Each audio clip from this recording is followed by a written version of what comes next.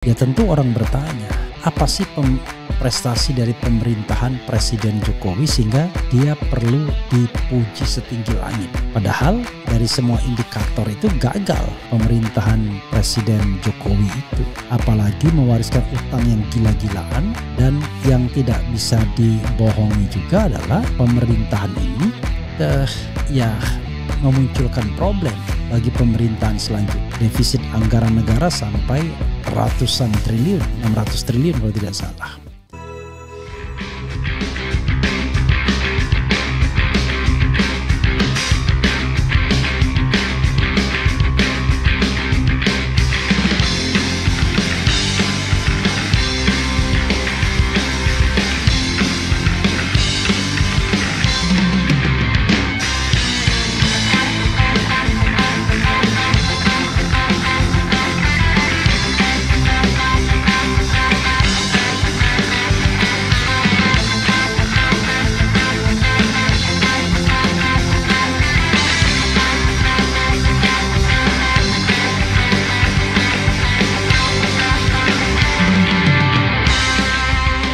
Jokowi. Saya bukan membela orang, terus terang aja. Untuk apa sekarang saya, apa itu istilah tentara, ngolor, menjilat, ya kan? Bukan saya bela-bela Pak Jokowi karena person, tidak. Saya mau katakan apa adanya.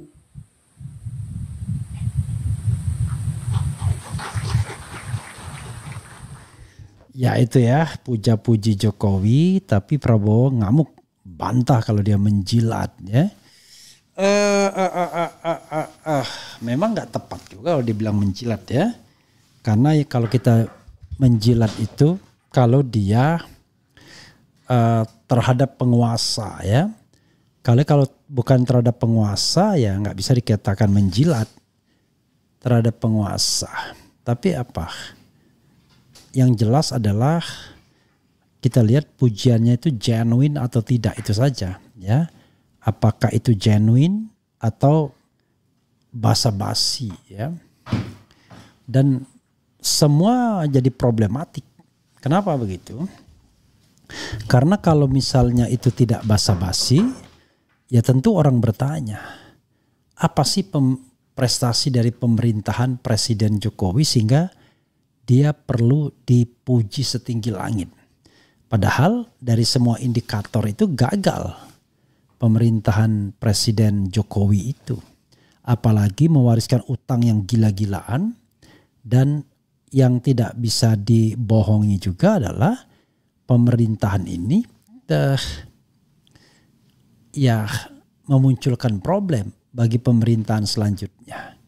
Defisit anggaran negara sampai ratusan triliun, 600 triliun kalau tidak salah. Jadi sahabat daerah sekalian, jadi kita bingung ya. Kalau sekedar basa-basi, apakah is it necessary untuk basa-basi? Mungkin iya.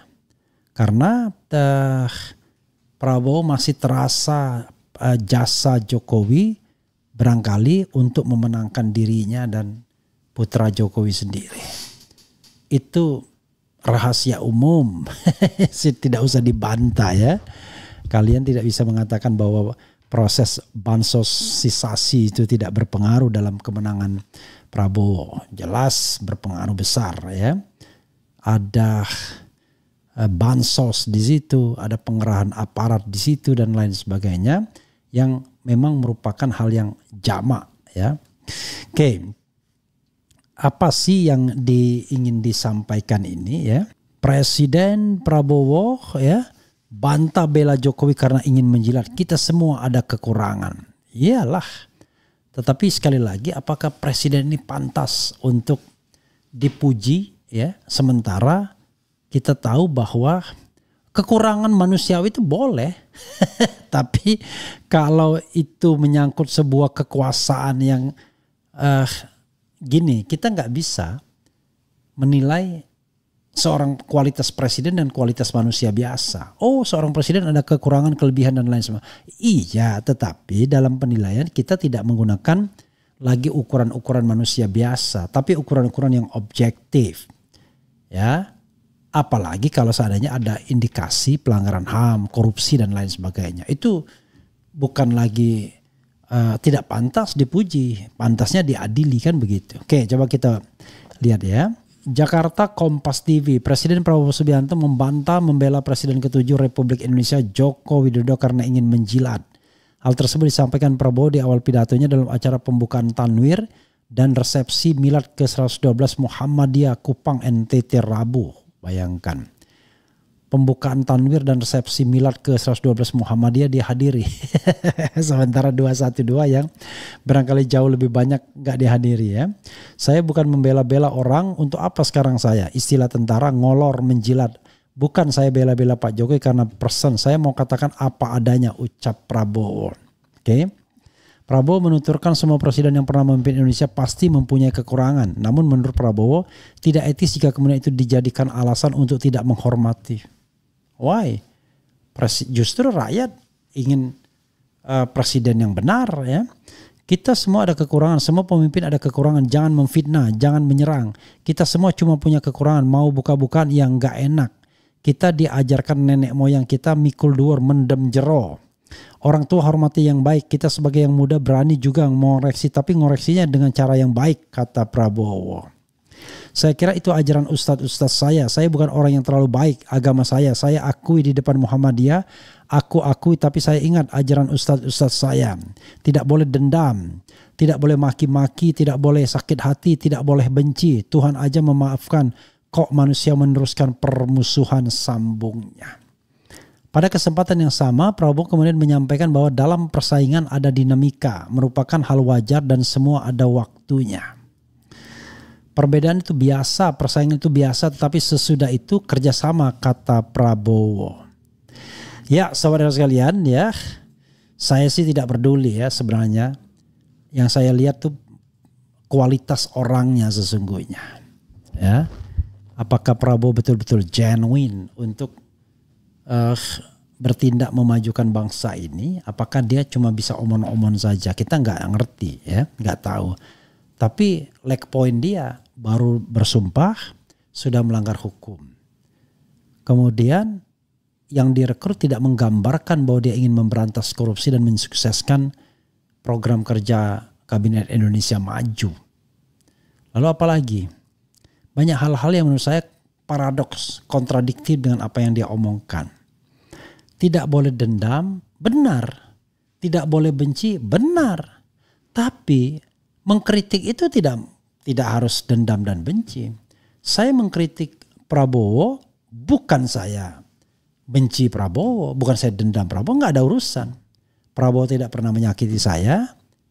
Ya mungkin menyakiti saya sebagai pemilih ya, karena saya menganggap bahwa pemilunya curang. Tapi ya sudahlah, toh Prabowo dijadikan presiden itu sebagai sebuah realitas sekarang ini. Atau kan karena saya misalnya Anies kalah? Enggak juga.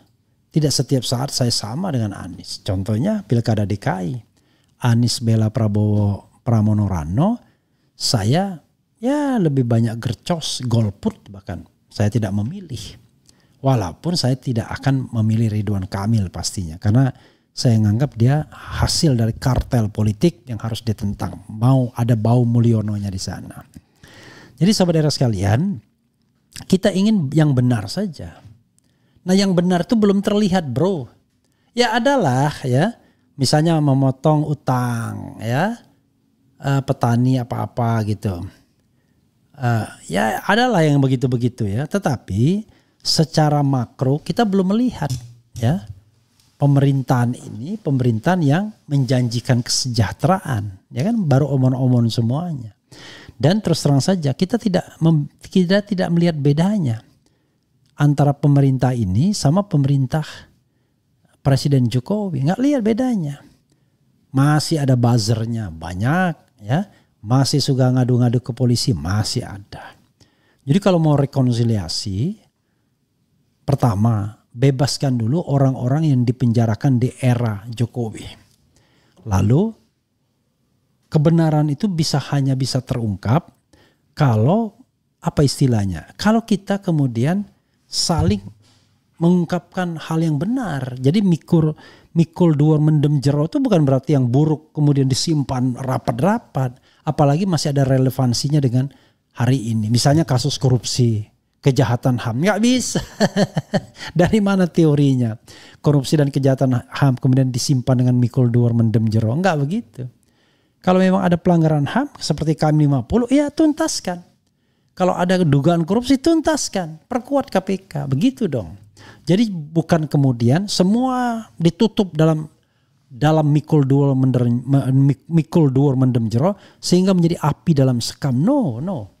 Kalau sekarang tidak banyak orang yang mengkritik karena orang ada dua kemungkinan. Ya, satu masih ada beberapa lah. Satu sangat percaya pada Prabowo. Oke, maksudnya pengkritik ya. Itu kalau yang menang udah pasti ya. Ya, yang non tim Prabowo yang masih ada 3 kemungkinan orang tidak mengkritik. Satu, masih berharap kepada Prabowo. Oke. Ya, masih percaya bahwa Prabowo is different person ya compared to Jokowi. Oke. Satu. Yang kedua, masih memberikan kesempatan kepada Prabowo, itu saja. Satu, masih percaya, kedua masih kesempatan. Dan itu akan menemukan jawabannya dalam 6 bulan pertama, setahun pertama. Kita akan lihat apakah Prabowo ini different person, ya? Apakah dia hanya bisa omong-omong. Jadi gini, ada 2 karakternya. Pertama, dia karakternya baik.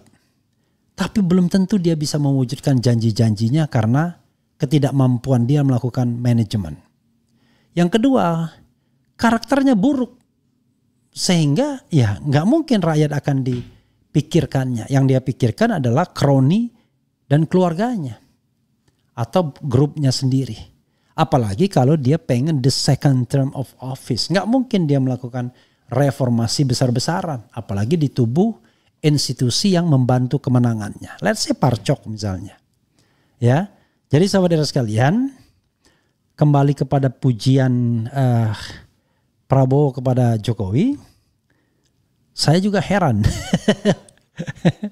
Begitu hebatnya Jokowi ya, mempengaruhi Prabowo, atau ada utang apa selain utang memenangkan pemilu sehingga Prabowo masih juga terlihat tidak bisa lepas dari Jokowi. We don't know exactly ya. Masih ada waktu belum sebulan. That's why I said ya, lebih dari sebulan dong. 20 Oktober sekarang kan sudah Desember ya, sudah 1,5 bulan. Bang Refli, biang kecurangan itu PDIP ketika memenangkan Jokowi itulah sumber kerusakan Indonesia. Iya, 2014 dan 2019, tapi 2024 bukan ya. Tukang lapor polisi pun PDIP biang keroknya. Saya menduga ada kelakuan syirik wallahu alam. Pertanda lebih parah dari Mulyono. Madesu ya. Waspada akan banyak begal demo besar. Kalau pilpres hasilnya curang tidak akan barokah. Percok pun sangat arogan, kuat karena difasilitasi dan didukung PDIP. Anti PDIP banget ya. Minum obat baju kuning nanti mencret apa lagi ya. Kita tunggu saja 6 bulan atau maksimal setahun. Yalah. Bang Refli kenapa nggak memberikan orasi di reuni 2012? 2021. Saya bilang, who am I? Siapa saya? Jadi saudara sekalian, kita harus paham ya, kita itu ada di mana ya. Di panggung 212, Refli Harun is nothing, is nobody. Jadi ya saya hanya mengamati saja ya. Karena banyak ulama, kiai, orang-orang pandai yang lebih berhak untuk menyampaikan orasinya. Ya, no Refli Harun. Jadi kita harus paham kapasitas kita di mana. Ya, bicara agama not my capacity. Ya, itu panggung lebih menonjol soal-soal yang bersifat keagamaan. Begitu ya. Makanya saya katakan kalau saya merasa kompeten saya akan berbicara. Kedua, berbicara itu bukan kemauan, tetapi diberikan kesempatan. Dan tidak banyak orang yang diberikan kesempatan ya. Pak Prabowo tanpa didemo buruh sudah menaikkan gaji buruh sampai 6%. Good, ya nggak ada masalah. Kita puji, ya sambil ngecek angkanya ya, bener nggak? Grogol nyimak Bung Refli sehat selalu, ya. IKN senyap. Prabowo jiplak makan siang bergizi dari Bapak Anies Baswedan. Nggak apa-apa lah jiplak kalau memang bagus deh. Tapi soalnya adalah apakah bisa dilaksanakan atau tidak, itu saja. Seorang presiden wajib bekerja dengan jurdil dan amanah. Jangan lupa Bapak telah bersumpah di atas kitab suci Al-Quran yang tidak ada keraguannya. Jika udah punya daftar hitam Prabowo sama Gerindra, macan masih kemuyuh, mungkin akan cari momentum untuk lepas dari Jokowi. Prabowo berharap nunggu perlawanan dari PDIP.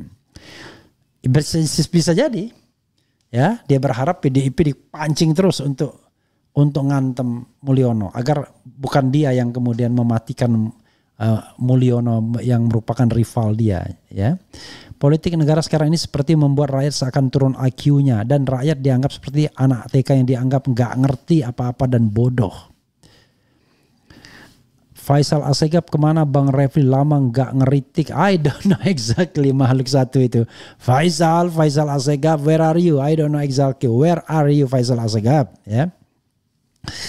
Kemudian Bapak Anies endorse Pramrano dikadalin jah, itu ya menurut Diet. Saya tidak ingin mengatakan benar atau salah, ya. Biasa saja, ya. Setiap orang, setiap keputusan itu ada plus dan minusnya. Tapi one thing for sure, kalau saya memang rasanya pertimbangan saya itu lebih pada soal fairness politik. Jadi nggak mungkin saya mengendorse katakanlah ya orang-orang seperti itu, nggak mungkin, ya. Jadi saudara sekalian, ini soal sikap, ya. Saya lebih menonjol sikap untuk melihat fairness di dalam pilkada dan pemilunya ketimbang pertimbangan-pertimbangan seperti Habib Rizik misalnya, ya. Saya katakan PDIP is my friend for now, untuk sekarang. Tapi tergantung juga statementnya seperti apa. Tapi kalau statementnya memuji-muji Megawati seolah-olah tidak ada yang salah, ini saya muak juga. Saya tidak mau mendengarnya. Tapi kalau berani mengkritik, parcok, oke, ya. Karena kalau Megawati nggak ada salahnya ya sudah lama dia frontal. Ini kan nggak frontal juga sama Jokowi. Sudah jelas dikhianati, tapi dia tidak tarik menterinya. Tapi it's okay, nggak apa-apa itu kemarin. Tapi sekarang saja, apa yang dikatakan Prabowo hari ini, apa yang dikatakan Megawati hari ini, apa yang dikatakan elit-elit partai pagi hari ini, itulah yang kita nilai sebagai sebuah penilaian, ya. Apakah kemudian kita akan berdiri di mana? Yakinlah, kita selalu ingin berdiri pada orang yang ingin menegakkan kebenaran, amar ma'ruf nahi mungkar, ya. Bukan orang yang hanya sekedar mencari kekuasaan, ya, kemakmuran dengan cara mudah dan murah, ya. Kita ingin menjadi bagian dari penegakan hukum, ya, penegakan kesejahteraan dan perlindungan bagi segenap bangsa, dan pencapaian cita-cita yang memang diniatkan sebagai kewajiban terhadap warga negara. Begitu sobat RH sekalian, ya.